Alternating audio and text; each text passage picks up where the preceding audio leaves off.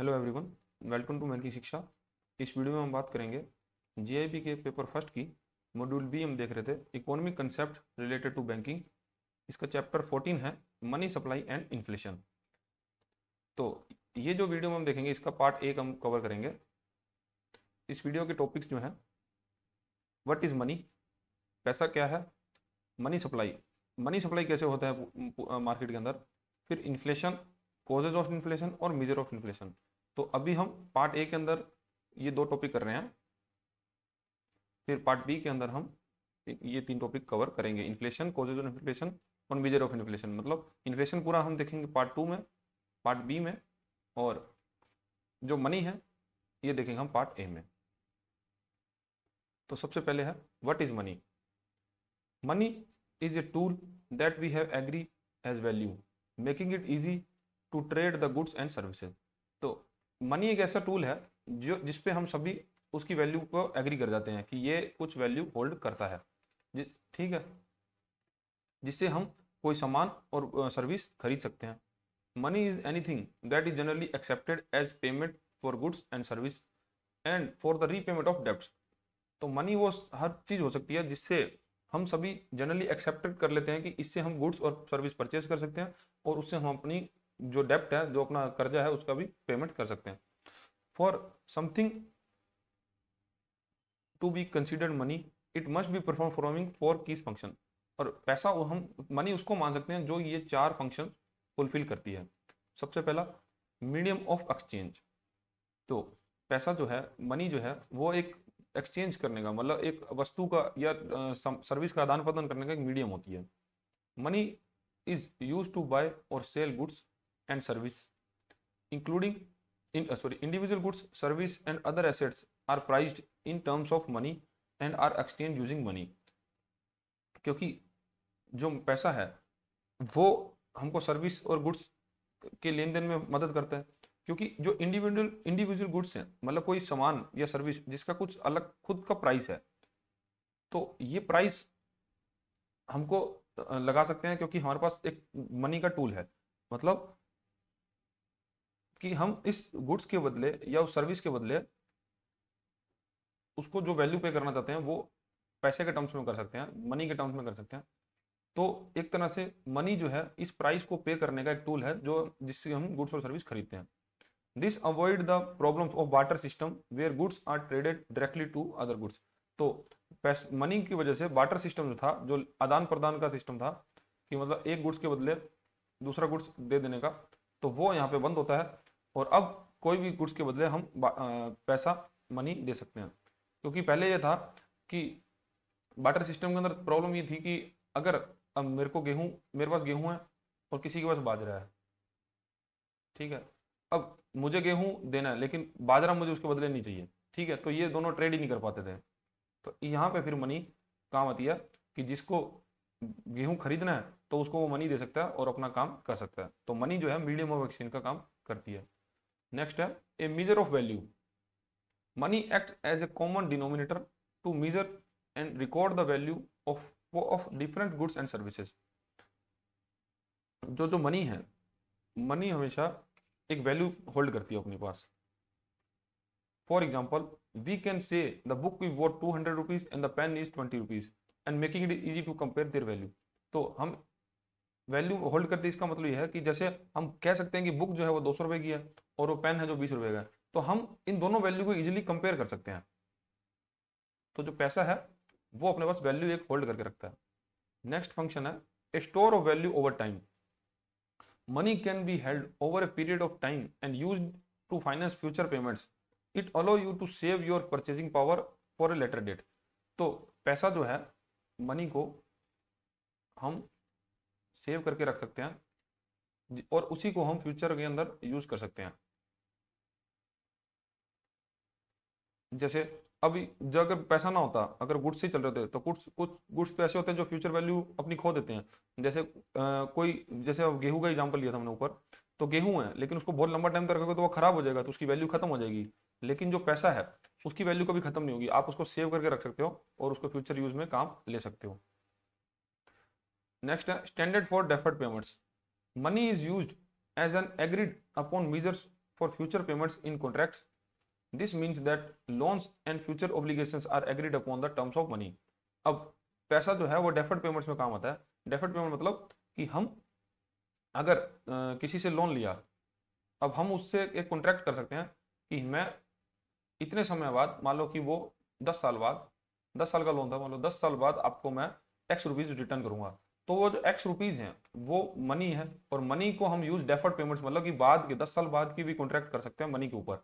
ठीक है, तो मनी जो है उस चीज को, उस टूल को, उस वस्तु को बोलेंगे जो ये 4 फंक्शन पूरा करती है। Medium of exchange, major of value, store of value over time and standard deferred payments. और आज जो हम मनी देख रहे हैं वो हम फिजिकल फॉर्म में जो हम नोट्स देखते हैं वो मनी है, या कॉइन्स हैं वो मनी है, और अब तो डिजिटल करेंसी भी आ गई है। ठीक है, तो ये सब जो है मनी के पार्ट्स हैं। ठीक है, तो ये हुआ मनी। अब नेक्स्ट जो हमारा टॉपिक है money supply. Money supply very important topic आपके एग्जाम के लिए, क्योंकि इस टॉपिक से ना हमेशा क्वेश्चन बनते हैं जेईई के एग्जाम में। हमेशा आपको या तो इसके अंदर 5 नंबर का मिल सकता है क्वेश्चन केस स्टडी, या फिर आपको 1 नंबर का क्वेश्चन तो 100% आएगा इसमें से। तो मनी सप्लाई क्या होता है? मनी सप्लाई क्या है ना, देखो आरबीआई हमारे देश में पूरा मनी सप्लाई को देखता है कि कितना पैसा मार्केट में फ्लो होना चाहिए, और उस पैसे से मतलब बहुत ज़्यादा पैसा भी फ्लो ना हो जाए जिससे इन्फ्लेशन का खतरा रहे, कि लोगों के पास पैसा ज़्यादा आ जाए और वो मार्केट के अंदर पैसा ज़्यादा होगा तो वो इन्फ्लेशन बढ़ा देंगे क्योंकि महंगाई कर देंगे। ठीक है, तो ये मनी सप्लाई जो है पूरा आरबीआई इसको देखता है, और आरबीआई ही इसका मनी सप्लाई का डेटा जो है वो फोर्टनाइटली बेस पे मतलब हर 15 दिन बाद रिलीज करता है। तो money supply refer to the total stock of money available in the economy at a given point of time. तो मनी सप्लाई बोलते हैं वह पैसा जो हमारी इकोनॉमी में फ्लोट कर रहा है, फ्लो हो रहा है। In India the data of money supply is recorded and published by RBI on fortnightly basis. तो आरबीआई इस डेटा को रिलीज करता है फोर्टनाइटली बेस पे। The money supply is very important economic indicator because it effect price level, exchange rate, business cycle in economy. It can also effect the growth of GDP. तो money supply जो है बहुत जरूरी है, क्योंकि money supply हमारा वस्तुओं का प्राइस लेवल, एक्सचेंज रेट्स और बिजनेस साइकिल डिसाइड करता है। अभी कैसे डिसाइड करता है? जैसे कि मानो प्राइस लेवल है, अगर अभी मैंने ऊपर जैसे बताया कि मार्केट के अंदर इन्फ्लेशन होगी, अगर बहुत ज़्यादा पैसा मार्केट में होगा तब लोग क्या करेंगे, लोगों के पास परचेसिंग पावर ज़्यादा होगी, उसको ज़्यादा खरीदेंगे तो सप्लायर जो है उसको मतलब अगर जो पैसा ज़्यादा है तो हमने उसका डिमांड ज़्यादा है लेकिन सप्लाई कम है।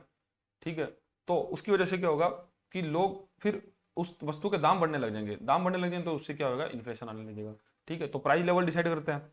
एक्सचेंज रेट, जैसे बैंक्स को अगर जब आरबीआई से मतलब मार्केट के अंदर अगर लिक्विडिटी कम होगी, मार्केट के अंदर पैसा कम होगा, तो फिर ऑब्वियसली बात है कि बैंक जो है वो higher rate of interest charge करेंगे, तो एक्सचेंज रेट यहाँ से डिसाइड होती है। और बिजनेस साइकिल भी, अगर मार्केट के अंदर पैसे की कमी है या ज़्यादा है तो जो लोग ट्रेड करते हैं एक दूसरे के साथ बिजनेस, तो उसका जो क्रेडिट चलता है तो उसका साइकिल भी डगमगा सकता है। मतलब ये इफेक्ट होता है डायरेक्ट मनी सप्लाई से।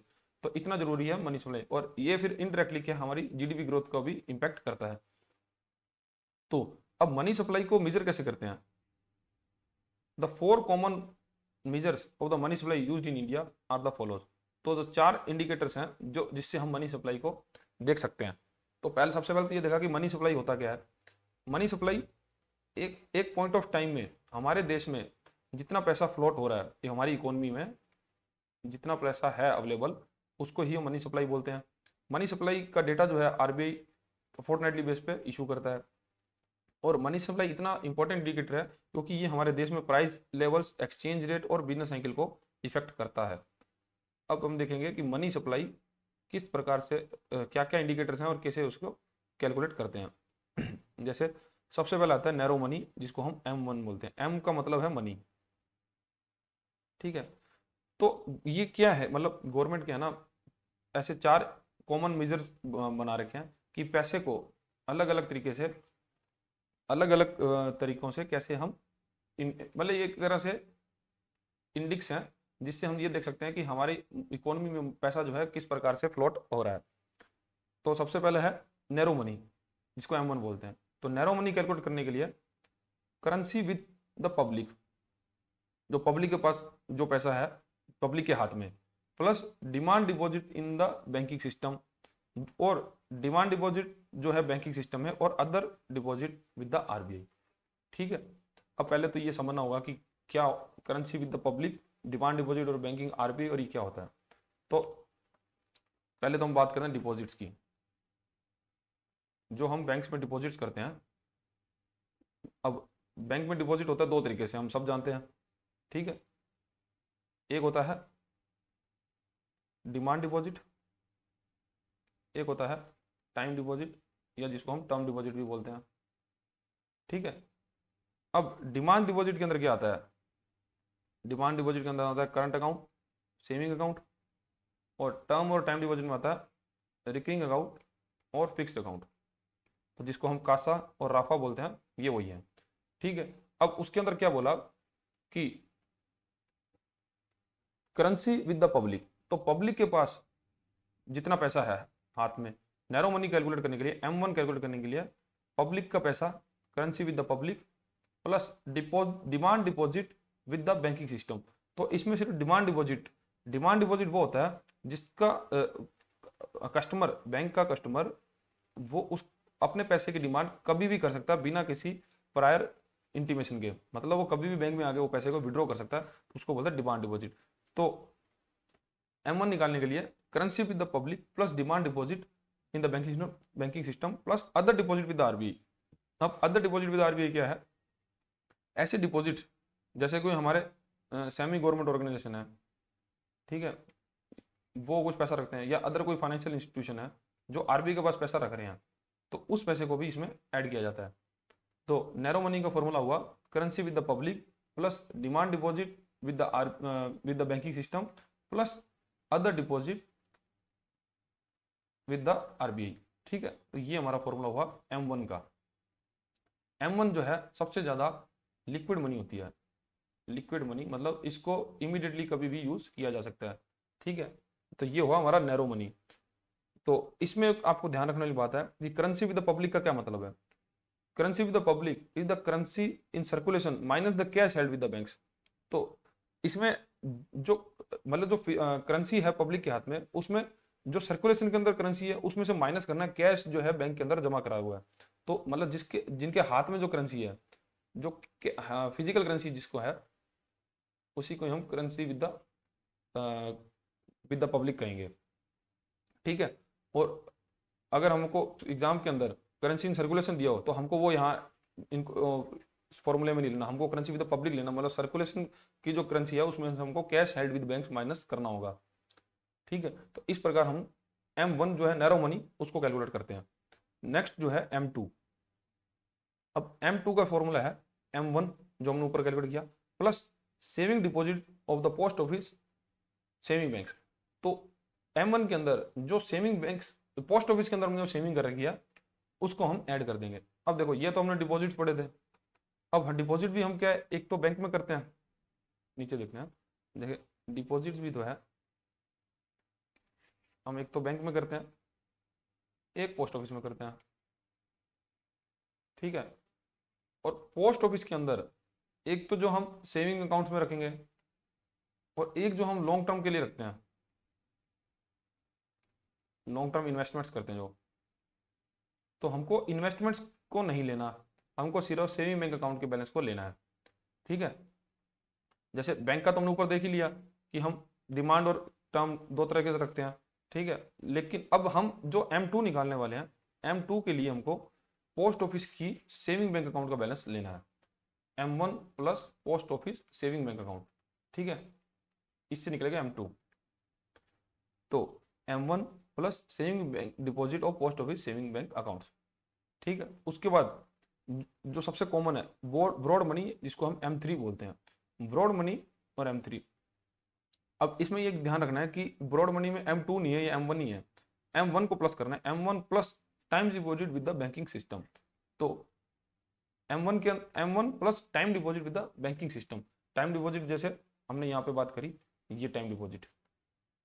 हमको M3 निकालने के लिए M1 plus time deposit with the banking system. तो टाइम डिपॉजिट मतलब इन दोनों का टोटल और प्लस M1। अभी आपको मैं इसकी केस स्टडी बताऊंगा तो आपको और थोड़ा क्लियर हो जाएगा। ठीक है, उसके बाद M4 कैसे निकलेगा? M3 plus all deposit with post office saving banks excluding national certificates. अब हमको M4 निकालने के लिए all deposit with the saving bank post office saving banks excluding national saving certificates. अब यहाँ पे जब हमने बात करी थी पोस्ट ऑफिस की, तो इसके अंदर मान लो सेविंग बैंक अकाउंट के अंदर किसी और तरीके से भी पैसा जमा, जैसे रिकरिंग डिपॉजिट करवा रखा है या फिक्स डिपॉजिट करा रखा है। ठीक है, तो जब हमको M4 निकालना है, M4 निकालने के लिए M3 प्लस ये सारे डिपॉजिट्स, ठीक है, ऑल डिपॉजिट्स पोस्ट ऑफिस के ऑल डिपॉजिट्स, लेकिन हमको जो है लॉन्ग टर्म इन्वेस्टमेंट नहीं लेनी, जैसे NSC जो है नेशनल सेविंग सर्टिफिकेट जो हमने पोस्ट ऑफिस में वो कभी भी नहीं लेना। तो इससे हमारा M4 प्राप्त हो जाएगा। M3 plus all deposit saving post office saving and including national saving certificate. अब आप ये सोच रहे होगे कि ये हम पोस्ट ऑफिस की जो सेविंग्स हैं ये हम यहाँ क्यों ले रहे हैं? क्योंकि क्या है ना, गवर्नमेंट वेरियस तरीके से इसको अपना मनी का फ्लो देखती है। तो उन्होंने क्या है फिक्स फॉर्मूले जो है बना रखे हैं, जैसे कि हमको M4 से हम कुछ प्राप्त कर सकते हैं, M3 से कुछ निकाल सकते हैं, लेकिन हमको उस चीज़ में नहीं जाना। हमको ये देखना है कि हम M4 कैसे निकालेंगे, M3 कैसे निकालेंगे, M2 कैसे निकालेंगे। ठीक है, तो हम बात करते हैं दोबारा नैरो मनी या सब मोस्ट लिक्विड मनी या जिसको M1 कहते हैं, उसको निकालने के लिए हमको सबसे पहले करेंसी विद द पब्लिक के पास जो पैसा है, जो फिजिकल कैश है पब्लिक के पास, plus demand deposit with the saving bank account. Demand deposit वो डिपॉजिट जिसको कस्टमर कभी भी आके डिमांड करके निकलवा सकता है, उसको बैंक को पहले बताना नहीं होगा, plus other deposit with the RBI। ठीक है, ये तीनों को हम जोड़ेंगे तो हम M1 प्राप्त कर लेंगे। फिर M2 निकालने के लिए M1 plus saving deposit of post office saving banks. तो हमको M2 के लिए सबसे पहले M1 plus saving deposits of the post office, तो फिर हम M2 निकाल पाएंगे इससे। फिर M3 जो ब्रॉड मनी है, और M3 निकालने के लिए M1 plus time deposit with the saving bank account, तो इसे M3 निकल जाएगा। और M4 के लिए M3 plus all deposits of the post office saving banks excluding national saving certificates. देखो सबसे पहले हमको M1 निकालना है। M1 जिसको हम नैरो मनी भी बोलते हैं, इसको निकालने के लिए हमको सबसे पहले जोड़ना है currency with the public plus demand deposits in banking systems plus other deposits to RBI, other deposits with RBI। अब M1 के लिए जो करेंसी इन पब्लिक है, जो पैसा लोगों के पास पब्लिक के पास फिजिकल फॉर्म में है, वो पैसा ये है, प्लस डिमांड डिपॉजिट। देखो सबसे ज्यादा लिक्विड पैसा कौन है? डिमांड डिपॉजिट, जो आप बैंक से जाके कभी भी डिमांड कर सकते हो। तो बैंकिंग सिस्टम में जितना भी कैश है, demand deposit in banking system है या बैंकिंग सिस्टम, तो वो पैसे से आप जब भी डिमांड कर सकते हो, तो इसको सबसे ज्यादा लिक्विड मनी माना जाता है।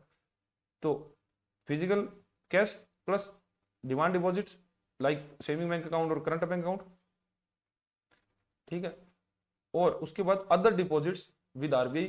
अदर डिपॉजिट जैसे कोई सेमी गवर्नमेंट कुछ पैसा RBI के पास रखती है, ऐसी कोई ऑर्गेनाइजेशन है या और कोई फाइनेंशियल इंस्टीट्यूशन है जो पैसा RBI के पास रखती है, वो सब पैसे को जोड़ेंगे तब जाके हमको M1 मिलेगा। अब आपको एग्जाम में जो क्वेश्चन आएंगे ना, वो आपको डायरेक्ट ही दिया होगा कि करेंसी इन पब्लिक इतना है, demand deposit in banking system इतना है, और अदर डिपॉजिट इन RBI इतना है। तब बताओ कि M1 कितना होगा या नैरो मनी कितना होगा। ठीक है, आपको इतना डीप नहीं जाना कि सेमी गवर्नमेंट कितना दे रखा है, बस आपको ये सीधा सीधा दिया होगा। बस आपको याद यही रखना है कि इसका फॉर्मूला जो है वो आपको याद रखना है। अब ये आप रट्टा मार लो अच्छे से याद हो कि अब आपको ये चारों करेंसी मनी का फॉर्मूला पता होना चाहिए। फिर M2 निकालेंगे। M2 निकालने के लिए M1 plus saving deposit in post office saving bank account, मतलब आप M1 तो निकालना ही पड़ेगा आपको M2 के लिए। सबसे पहले पूरा M1, फिर उसके बाद saving deposit in post office saving bank account. ठीक है, अब थोड़ी क्या यार मेरी राइटिंग थोड़ी खराब ही है, वो आपको वहाँ कॉम्प्रोमाइज थोड़ा करना होगा, लेकिन मैं साथ साथ बोल रहा हूँ, आप उसको भी ध्यान में रखो, मतलब उसको। ठीक है, तो M2 निकालने के लिए, क्योंकि देखो ये थोड़ी सी इससे लिक्विड कम है मनी। ठीक है, अब ऐसा नहीं कि पोस्ट ऑफिस में सेविंग डिपॉजिट निकालने को समय लगता है, लेकिन बहुत सारे जो हम इसको एनालाइज करते हैं ना, तो मतलब गवर्नमेंट जो है, गवर्नमेंट फिर इस पैसे को एनालाइज अलग तरीके से करती है। मतलब वो पोस्ट ऑफिस की सेविंग अलग रखना चाहती है, अगर M1 कैलकुलेट कर रही है तो सिर्फ उसको पोस्ट ऑफिस के पैसे को ऐड नहीं करना चाह रही उसमें।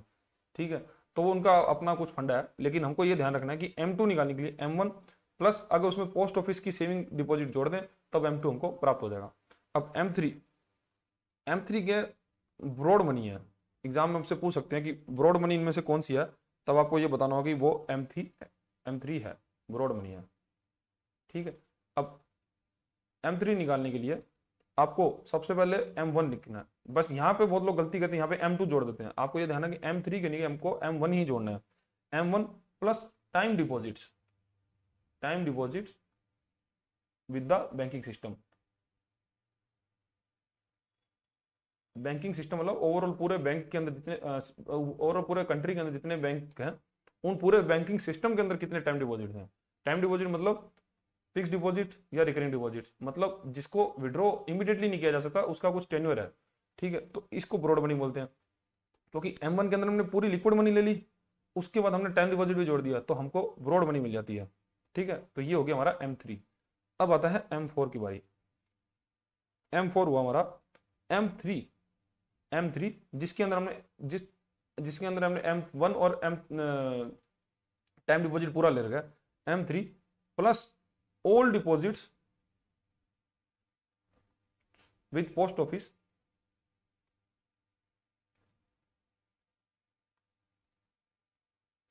अब इसमें एक काम करना है, माइनस लिख लो या फिर आप ऐसे समझ लो कि एक्सक्लूडिंग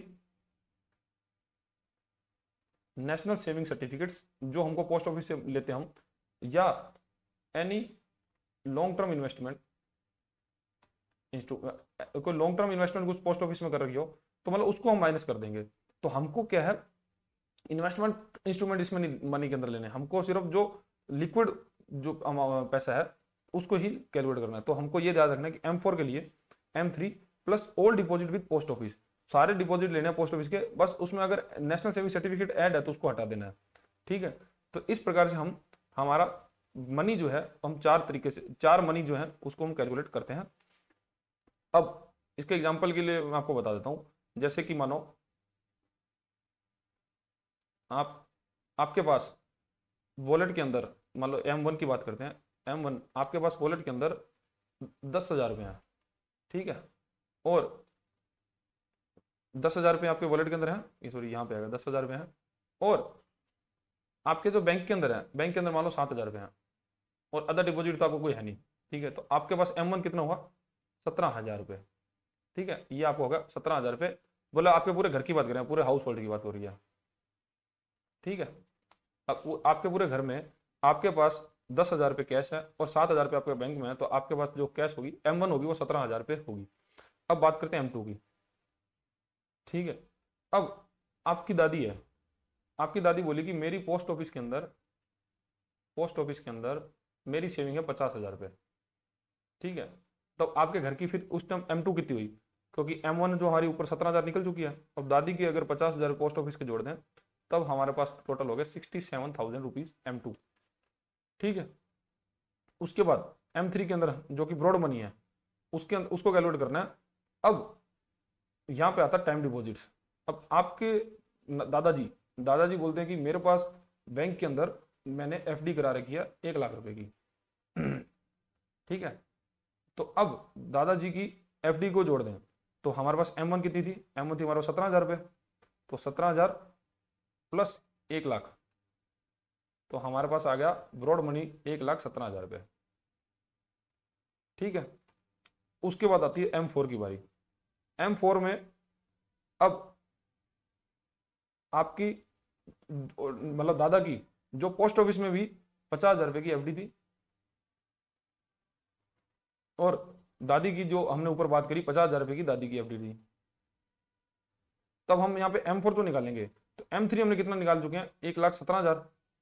तो M3 तो हमारा 1,17,000 हो गया, प्लस दादी और दादा दोनों की 50,000 की एफडी, तो मतलब 1 लाख रुपए पोस्ट ऑफिस में पड़ा है। और दादाजी का ना यहाँ पर 10,000 रुपये का national certificate, national saving certificate भी है। तो क्या हम उसको ऐड करेंगे? तो नहीं जी, हम उसको ऐड नहीं करेंगे। तो यहाँ पे अगर दादा दादी की 50,000 की एफडी जोड़ दी तो हमारी टोटल M4 कितनी होगी, 2,17,000 रुपये। तो इस प्रकार से ये चलता है। ठीक है, M4 होगी 17,000, 2,17,000, M3 होगी हमारी 1,17,000, M2 होगी हमारी 67,000 और M1 होगी हमारी 17,000 ओनली। अब आपने नोटिस किया होगा कि M3 के अंदर हमने पोस्ट ऑफिस की इनकम नहीं ली, लेकिन M4 अगर इससे भी मतलब हमको पूरा बैंकिंग सिस्टम में अगर पैसा देखना है कि कितना मनी फ्लो हो रहा है, तब हमको M4 निकालना होता है, जो 2,17,000 पे आया है यहाँ पे। ठीक है, अब इसका क्या, मैं आपको ऐसा नहीं है कि ये तो बस आपको समझाने के लिए मैंने बता दिया, आपको बाकायदा केस स्टडी बताऊंगा जो कि एग्जाम के अंदर किस प्रकार से आती है। ठीक है, 5 नंबर की केस स्टडी किस प्रकार से आती है वो भी आपको बताया जाएगा। अभी हमारा ये क्लियर होना जरूरी था। अब ये 4 मनी के बाद एक पैसा और है जिसको बोलते हैं रिजर्व मनी। रिजर्व मनी जो कि M0 होती है। इसको निकालने के लिए currency in circulation plus banker deposit with the RBI plus other deposit with the RBI। तो सर्कुलेशन के अंदर जो पैसा है, सर्कुलेशन का पैसा मतलब वो M1 के अंदर जो था वो सर्कुलेशन इन द पब्लिक था, जो कि फिजिकल फॉर्म में था। लेकिन जो ये पैसा है circulation money, currency in circulation, इसका मतलब ये है कि आपका फिजिकल मनी प्लस अगर आपने बैंक के अंदर आपका पैसा है in the saving bank account, current bank account, FD या RD, जो भी पैसा आपका है जो आप बैंक से विड्रॉ कर सकते हो, वो पैसा भी इसमें इंक्लूड है। तो ये आपको जरूर ध्यान रखना है कि M0 अगर रिजर्व मनी निकालनी है तो रिजर्व मनी ये होती है कि पूरे बैंकिंग सिस्टम में कितना पैसा फ्लोट हो रहा है। ठीक है, तो ये निकालने के लिए currency in circulation, physical money और बैंक के अंदर जो भी पैसा है उनको जोड़ा जाएगा। तो इसको currency circulation plus bankers deposit with the RBI, जो बैंक पैसा जमा कराते हैं RBI के पास वो पैसा भी जोड़ा जाता है। और उसके बाद other deposit with the RBI, other deposit जैसे कि फाइनेंशियल इंस्टीट्यूशन जो जमा कराते हैं या सेमी गवर्नमेंट ऑर्गेनाइजेशन जमा कराते हैं, तो वो है अदर डिपॉजिट्स। तो ये सारा पैसा है रिजर्व मनी जो M0 होता है। इसी के बेस पे RBI जो है वो मार्केट के अंदर पैसा जनरेट मतलब बना जैसे करेंसी निकालता है। क्योंकि रिजर्व मनी के जो RBI क्या करता है ना, जब नई करेंसी इशू करनी होती है तब वो अपनी रिजर्व मनी को ही हिसाब लगा के ही पैसा डालता है। अब अगर मान लो RBI रिजर्व मनी नहीं रखेगा और पैसा छापता रहेगा और मार्केट में फ्लोट करता रहेगा, तो एक टाइम पे क्या होगा, मार्केट के अंदर बहुत ज्यादा पैसा हो जाएगा और इन्फ्लेशन जो है स्काई रॉकेट हो जाएगी, मतलब एकदम से महंगाई बहुत ज्यादा देश में बढ़ जाएगी। तो इसीलिए RBI को उसको बैलेंस करने के लिए रिजर्व मनी रखनी पड़ती है। तो रिजर्व मनी निकालने के लिए करेंसी इन सर्कुलेशन, जो मार्केट के अंदर जो जितनी करेंसी है, plus bankers deposit with the RBI, जो बैंक्स ने RBI के पास पैसा जमा करा रखे हैं, और other deposit with the RBI, जो फाइनेंशियल इंस्टीट्यूशन या सेमी गवर्नमेंट ऑर्गेनाइजेशन जो RBI को पैसा जमा करा रखा है। तो इन M0 निकालने के लिए ये काम ये फॉर्मूला है और ये एक तरह से बेस है पूरे मनी स्ट्रक्चर का, ये बेस है, तभी इसको M0 बोला जाता है। इसके बेस पे ही मार्केट के अंदर पैसा सर्कुलेट होता है, मतलब RBI इस M0 के ऊपर डिसाइड कर सकता है कि कितना पैसा मार्केट के अंदर डालना चाहिए। ठीक है, अब है कि क्या क्या सोर्स होते हैं और कंपोनेंट्स हैं मनी सप्लाई के। कि कहने का मतलब यह है कि बैंक के पास बैंकिंग सिस्टम के अंदर पैसा आता कहाँ से है और बैंक पैसा जनरेट कैसे करता है, मतलब वो पैसा मार्केट में डालता कैसे है। The component of money supply, this side describe the different form of money held by the public, this are considered liabilities for banking system. तो ये जो कंपोनेंट्स हैं ये बैंक के लिए लाइबिलिटीज हैं, क्योंकि ये बैंक के अंदर पैसा जमा होता है और पब्लिक इसको जमा कराती है। अब ये लाइबिलिटीज बैंक के लिए क्या क्या है, like currency with the public, physical cash, notes और कॉइन। तो बैंक पूरे बैंकिंग सिस्टम के लिए तो लाइबिलिटी है ना, आप बैंक में जमा फिजिकल कैश देके आप मतलब अकाउंट में लेते हो, तो बैंकिंग सिस्टम क्या है, आपके नोट की लाइबिलिटी लेता है कि आपके पास अगर 100 रुपए का नोट है तो उसकी वैल्यू है 100 रुपए, ये डिसाइड करता है बैंक।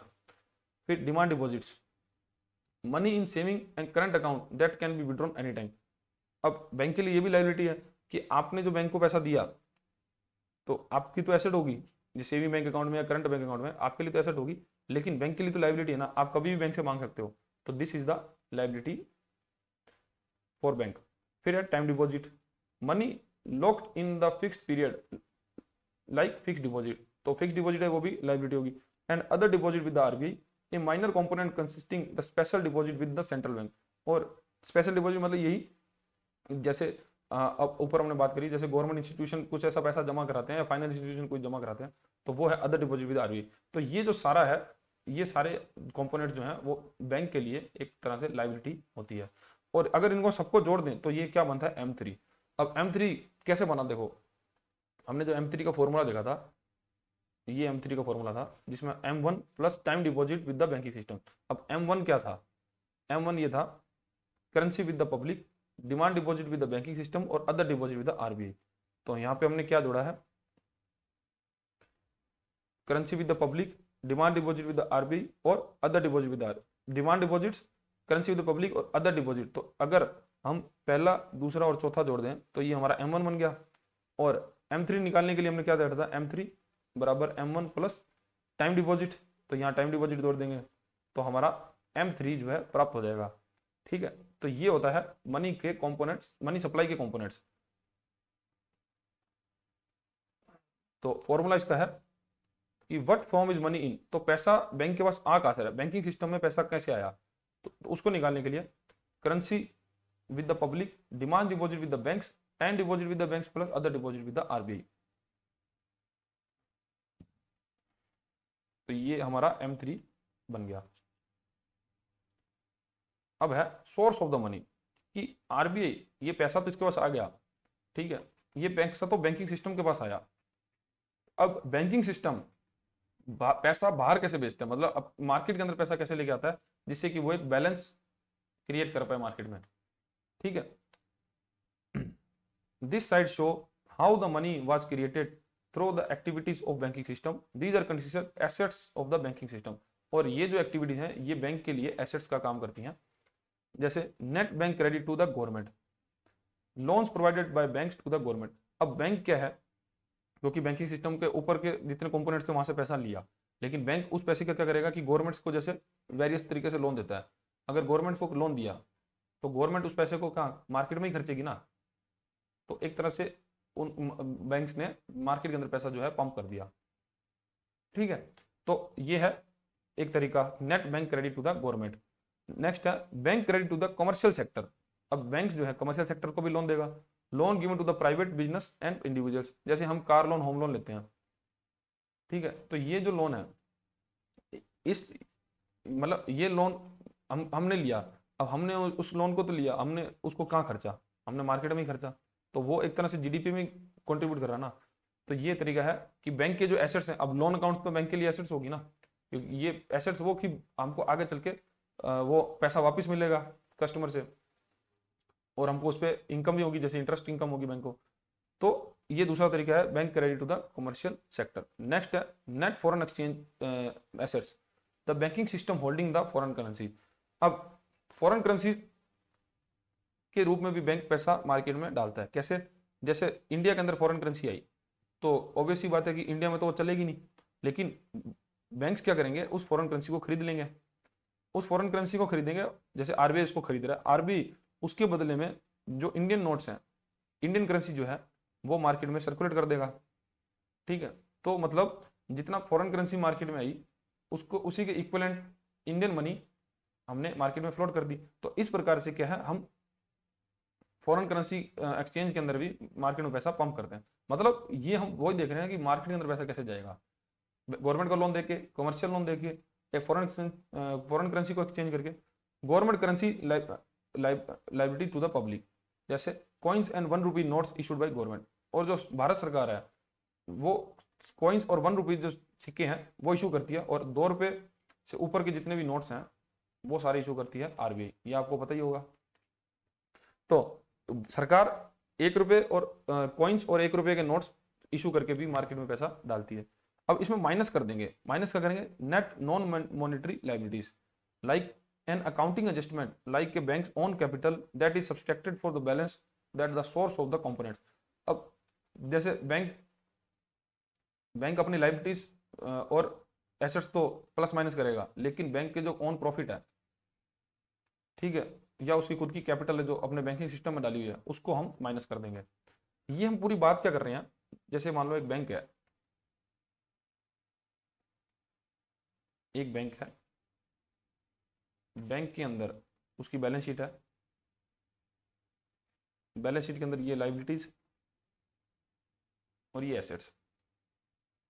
अब मान लो कोई व्यक्ति लोन लेता है बैंक से, बैंक ने लोन दिया, तो बैंक के लिए क्या होगी, वो एसेट्स होगी, ठीक है। तो बैंक अपनी एसेट्स में लिखेगा, क्योंकि एसेट्स इसलिए होगी कि वो लोन वो व्यक्ति रीपे करेगा और बैंक को उससे पैसा लेना है फ्यूचर में जाके, तो उसकी एसेट होगी। और अगर आपने करंट सेविंग बैंक अकाउंट के अंदर पैसा जमा कराया, सेविंग बैंक अकाउंट बैंक, तो बैंक के लिए वो लाइबिलिटी होगी, क्योंकि आप बैंक से कभी भी डिमांड कर सकते हो।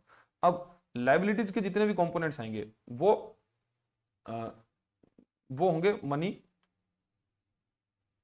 सब मनी हमको मिलने का सोर्स, मतलब money come to banking system, ठीक है। और एसेट्स जो होंगे, एसेट्स के जितने कंपोनेंट होंगे, ये होंगे मनी मार्केट में देना, मनी सप्लाई का रूट, मनी सप्लाई,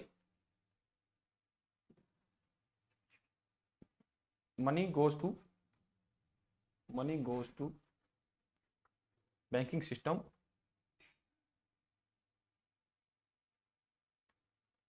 तो ये फर्क है, ठीक है। तो यहां पर हम ये भी बात कर रहे हैं कि अगर और यहाँ पे ये जैसे अब इसमें हमने ये बात करी कि नेट जो अदर वो अपना प्रॉफिट और कैपिटल जो है वो इसमें नहीं कैलकुलेट करेगा, प्रॉफिट और कैपिटल, क्योंकि हमको एक क्लियर पिक्चर अगर चाहिए तो हमको उस बैंक का प्रॉफिट और कैपिटल तो हटाना ही होगा ना, पूरे बैंकिंग सिस्टम का। तब ये हटा देंगे, तब जाके हमको एक बैलेंस्ड पिक्चर मिल पाएगी कि कितना पैसा मार्केट के अंदर है और कितना और मतलब फ्लो हो सकता है,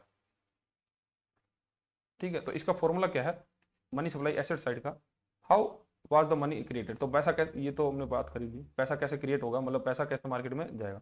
तो total money supply, net bank credit to the government, government को जो पैसा दिया, bank credit to the commercial sector, commercial sector जैसे हम जैसे इंडिविजुअल्स को कार लोन, होम लोन, या किसी कंपनी को लोन, ठीक है। Net foreign exchange assets plus government currency liabilities to the public minus net non mandatory liabilities to the banking sector, non mandatory जैसे कैपिटल और प्रॉफिट, तो ये माइनस हो जाएगा,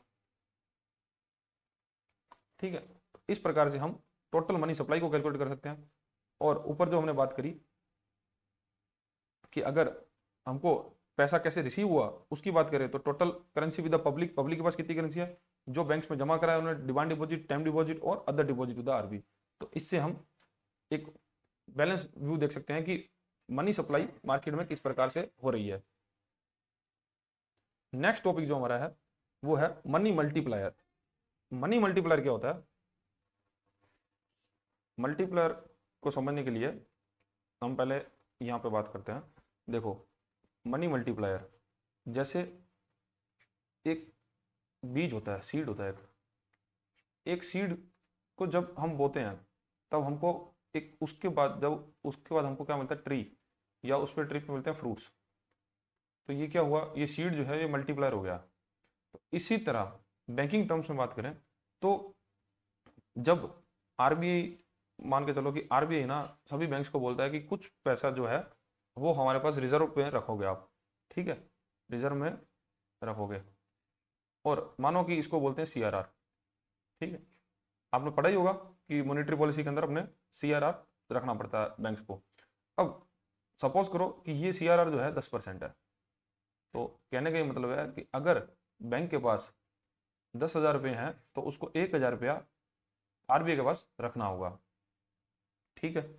अब आरबीआई क्या करेगा, आरबीआई ने ये 1,000 रुपया का बैंक नोट, 1,000 रुपये को नोट्स के अंदर कन्वर्ट करके मार्केट के अंदर पंप कर दिया। मतलब ये 1,000 का नोट मान लो कि हमने किसी बैंक आरबीआई ने पब्लिक को दे दिया, पब्लिक मतलब किसी एक आदमी को दे दिया, जैसे कि उसका नाम मानते हैं हम राज। तो 1,000 रुपया राज के पास आ गया, ठीक है। अब जैसे ही राज के पास आ गया, मतलब ये करेंसी जो है, करेंसी इन सर्कुलेशन हो गया, ठीक है। अब हमने जब पढ़ा था कि जब करेंसी इन सर्कुलेशन हो जाता है तब ये क्या बनता है हमारा M0। ठीक है, रिजर्व मनी जो हमने पढ़ा था, रिजर्व मनी, देखो इसका एग्जांपल यहाँ पे मैं आपको दिखा देता हूँ। ये रहा रिजर्व मनी, मतलब करेंसी इन सर्कुलेशन। ठीक है, अब ये भी है बैंक का डिपॉजिट टू आरबीआई और अदर डिपॉजिट, लेकिन अभी इसकी बात नहीं कर रहे हैं। अभी हम ये समझने के लिए, मल्टीप्लायर को समझने के लिए ये बात कर रहे हैं कि करेंसी इन सर्कुलेशन जो है हमारी रिजर्व मनी ही कहलाती है, कि जो पैसा आरबीआई ने मार्केट के अंदर दे दिया है। अब वो देखो, अब आरबीआई ने 1,000 का नोट दिया राज को, ठीक है, अब वो हो गया करेंसी इन सर्कुलेशन। अब ये राज के पास जो 1,000 रुपया है ना, जो 1,000 रुपया राज के पास है, मानो कि राज ये 1,000 रुपया अपने बैंक के अंदर जमा करा देता है। मानो वो बैंक है एसबीआई, ठीक है, एसबीआई बैंक है, एसबीआई बैंक को वो 1,000 रुपया जमा करा देता है। और अब एसबीआई बैंक क्या करता है, एसबीआई बैंक उसको आगे चल के प्रिया को लोन पर दे देता है, क्योंकि एसबीआई बैंक को भी पता है कि 10% मुझे आरबीआई के पास रखना है। तो एसबीआई बैंक जो है 900 रुपये का लोन दे पाएगा, क्योंकि एक 100 रुपये इसमें निकल जाएगा 10%। ठीक है, 10% एसबीआई दे देगा आरबीआई को, और बाकी 900 रुपये का लोन जो है प्रिया को दे देगा। तो अब टोटल हमारा मार्केट के अंदर कितना पैसा आ गया, 1,000 रुपया, क्योंकि एसबीआई के पास जमा है राज का, और प्रिया के पास 900 रुपया आ गया। तो टोटल हमारा मार्केट के अंदर पैसा होगा 1,900। ठीक है, अब ये जो हुआ ना, इसको बोलते हैं मनी मल्टीप्लायर, क्योंकि जब आरबीआई ने तो 1,000 रुपया दिया, लेकिन ये होगा 1,900 रुपया। अब प्रिया क्या करेगी, मानो प्रिया है, प्रिया प्रिया किसी से मोबाइल खरीद लेती है, मान लो किसी शॉपकीपर के पास जाती है, शॉपकीपर के पास जाकर मोबाइल खरीद लेती है 900 रुपये का। ठीक है, और ये शॉपकीपर का अकाउंट जो है वो पीएनबी बैंक में मानो, तो ये पीएनबी बैंक में जाके अपना ये 900 रुपया जो है जमा करा देता है, जो प्रिया से मिला।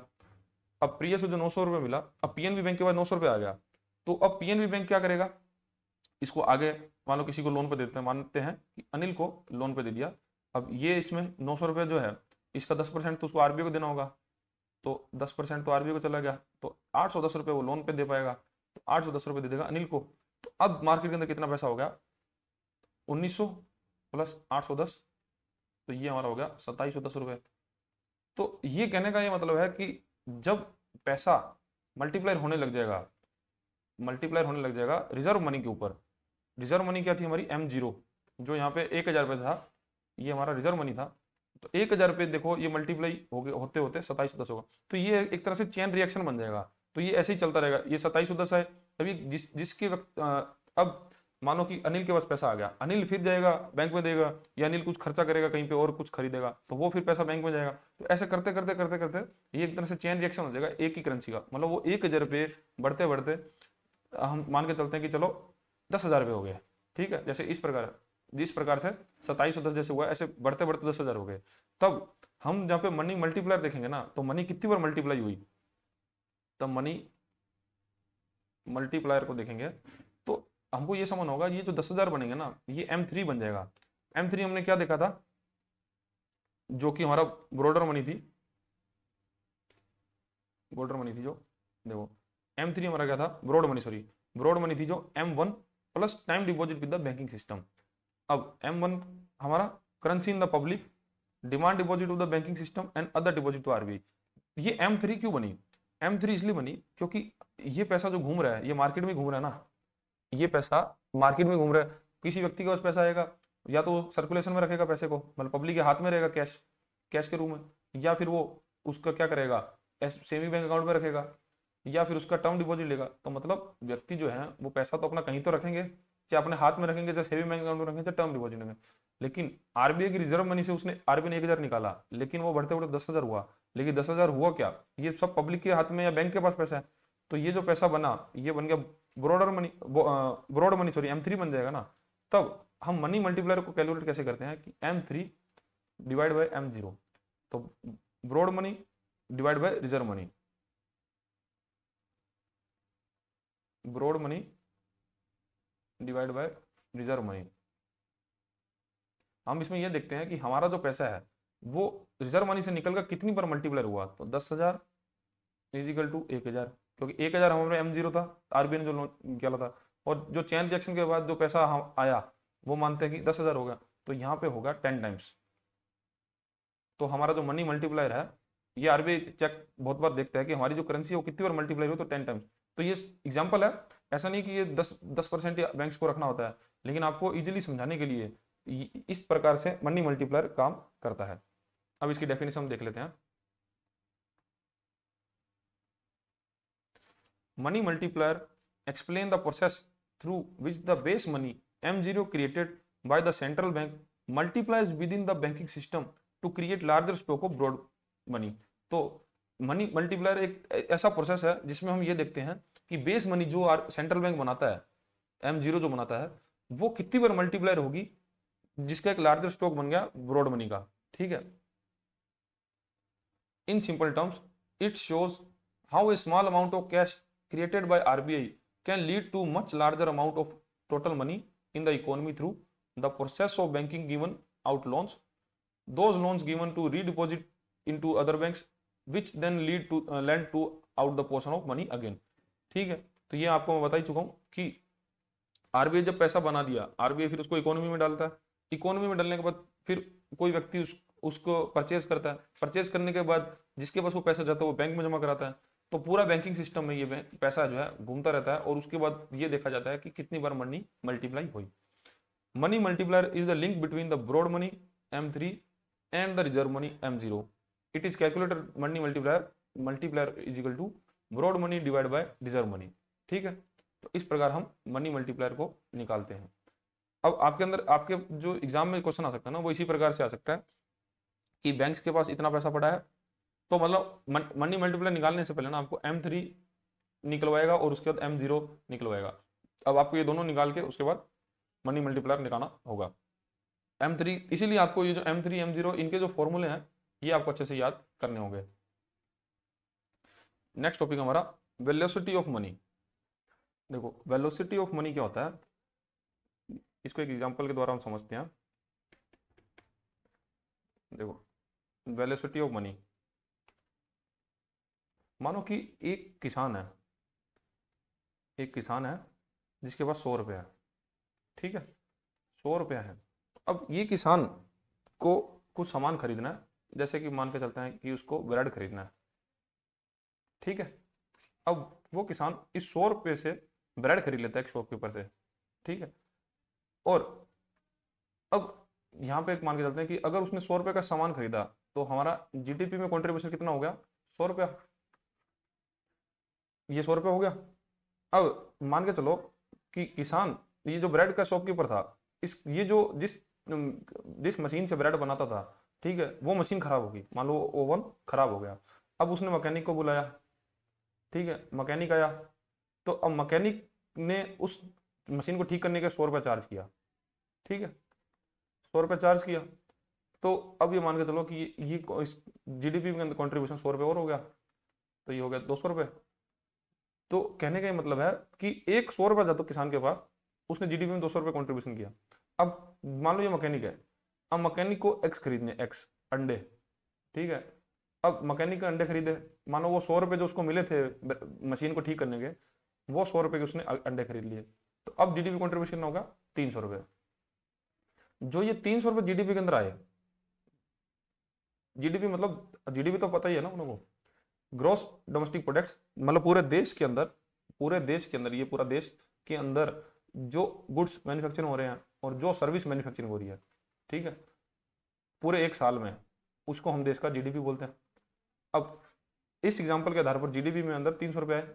पहले फार्मर ने 100 रुपये के अंदर ब्रेड खरीदी, फिर जो ब्रेड का शॉपकीपर था उसने, उसकी मशीन खराब हुई तो उसने 100 रुपये मैकेनिक को दिए, और उस मैकेनिक ने 100 रुपये के अंडे खरीदे, तो 300 रुपये का टोटल कंट्रीब्यूशन जीडीपी में आया। अब जीडीपी के अंदर कितना कंट्रीब्यूशन है, 300 रुपये। लेकिन अब बात करें कि ये 100 रुपये क्या था, हमारा M3 था, क्योंकि ब्रॉड मनी थी हमारी, तो ये 100 रुपये हमारा ब्रॉड मनी होगी M3। तो ये जो हमारा निकल के आएगा वेलोसिटी ऑफ मनी आएगा जो 300 डिवाइड बाई 100 मतलब 3। अब ये क्या दिखाता है, ये दिखाता है कि एक 100 रुपया कितनी बार कितने हाथों से एक्सचेंज हुआ। जो नोट आरबीआई ने बना दिया, वो नोट कितनी बार एक्सचेंज हुआ उसी को हम बोलते हैं वेलोसिटी ऑफ मनी, कि उस 100 रुपए से कितना सामान खरीदा गया। अब ये जितना ज्यादा होगा तो इसका मतलब ये होगा कि वो जो पैसा है, वो जो मनी है, वो बहुत ज्यादा हाथों में ट्रेवल किया है। ठीक है। The velocity of money is the frequency with which 1 unit of currency is used to purchase domestically produced goods and service in the specific time period। तो वेलोसिटी ऑफ मनी बताता है, एक ऐसी फ्रीक्वेंसी है जो ये बताता है कि जो करेंसी है वो डोमेस्टिकली प्रोड्यूस्ड गुड्स और सर्विस को खरीदने के लिए कितनी बार यूज हुई है। और डोमेस्टिकली मतलब हमारी जीडीपी को बात कर रहे हैं, गुड्स या सर्विस, क्योंकि ब्रेड क्या था, गुड्स थी, और मैकेनिक जो मशीन थी वो सर्विस थी। In simple terms it is the number of times a single rupee note changes hands. तो ये नंबर ऑफ टाइम्स है जब एक सिंगल नोट जो है वो कितनी बार कितने हाथों से निकलता है। टू बाय गुड्स और service in a year, the ratio between the nominal GDP and money supply is called velocity of money.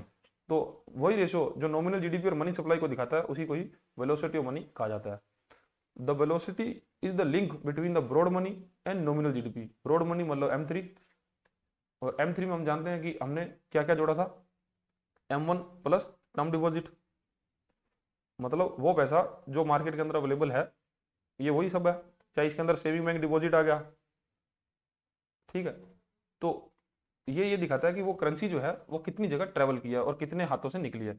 और वेलोसिटी ऑफ मनी जितना ज्यादा होगा उतना वो पैसे ने ज्यादा ट्रेवल किया होगा, और जितना कम होगा उतना ही ट्रेवल कम किया होगा। ये आरबी इन रेशो से ना, इन रेशो से ये जानता है कि हमारे देश में करेंसी जो है वो किस प्रकार ट्रेवल कर रही है, और इससे आधार मानते हुए वो अपनी मॉनेटरी पॉलिसी बना पाता है। ठीक है। ये हम आगे पढ़ेंगे मॉनेटरी पॉलिसी क्या होता है, फिस्कल पॉलिसी क्या होता है, लेकिन अभी ये समझ लो कि वेलोसिटी ऑफ मनी के अंदर हम नॉमिनल जीडीपी डिवाइड बाय अगर ब्रॉड मनी M3 कर देते हैं तब हमको वेलोसिटी ऑफ मनी मिल जाता है। नॉमिनल जीडीपी मतलब एक देश के अंदर एक फिक्स समय, एक फाइनेंशियल ईयर में मान लो, या एक कोई भी सर्टेन टाइम के अंदर कितना गुड्स और सर्विस प्रोड्यूस हुआ, उसी को ही हम नॉमिनल जीडीपी बोलते हैं। ठीक है। ये हमारा पार्ट 1 खत्म होता है। यहाँ पे पार्ट 1 के अंदर हमने मनी देख लिया और मनी सप्लाई देख लिया, ये 2 टॉपिक क्लियर हुए हमारे। अब जो पार्ट 2 हम देखेंगे, पार्ट बी हम देखेंगे, सॉरी पार्ट बी के अंदर हम देखेंगे इन्फ्लेशन क्या होता है, इन्फ्लेशन के कारण क्या है, और इसको मेजर्स कैसे करते हैं, इन्फ्लेशन के मेजर क्या है। ठीक है।